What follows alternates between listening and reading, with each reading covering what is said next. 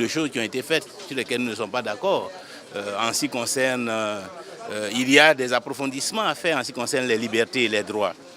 Sur la nature du régime, nous ne sommes pas d'accord avec la proposition du chef de l'État de mettre en place un exécutif tricéphale avec un président, un vice-président, un premier ministre. Nous ne sommes pas d'accord en ce qui concerne les rapports entre le législatif et l'exécutif.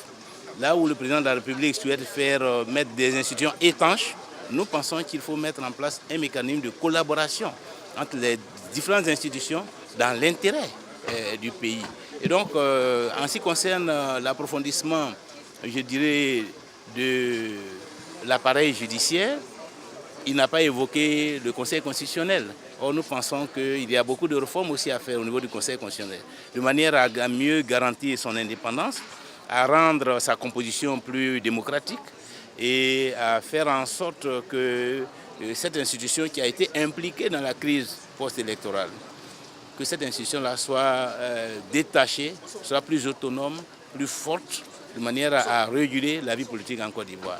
La commission électorale indépendante n'a pas été prise en compte comme une institution majeure. Or, en matière de consolidation de la démocratie, nous pensons qu'il faut aussi aller vers l'institutionnalisation, la constitutionnalisation de la commission électorale indépendante. Est-ce qu'on peut dire que pour le FPI, c'est mal parti? Oui, je pense que c'est mal parti. Si nous ne changeons pas de fusil d'épaule, si nous ne révisons pas la démarche, je crains fort que nous allions à l'élaboration d'une constitution qui ne rassemblerait pas le consensus recherché.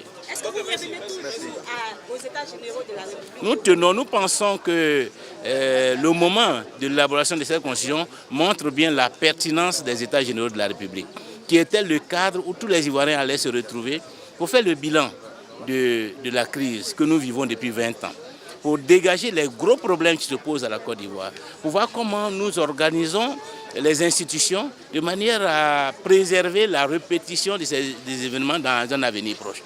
Ce débat-là, nous ne pouvons pas en faire l'économie. Le moment est venu, le moment de l'adoption de cette nouvelle constitution est venu pour tous les Ivoiriens de se retrouver autour d'une table, de discuter, de faire le bilan, de regarder ce qui n'a pas marché, de diagnostiquer les différentes difficultés de manière à ce que nous allons vers la refondation de l'État de Côte d'Ivoire.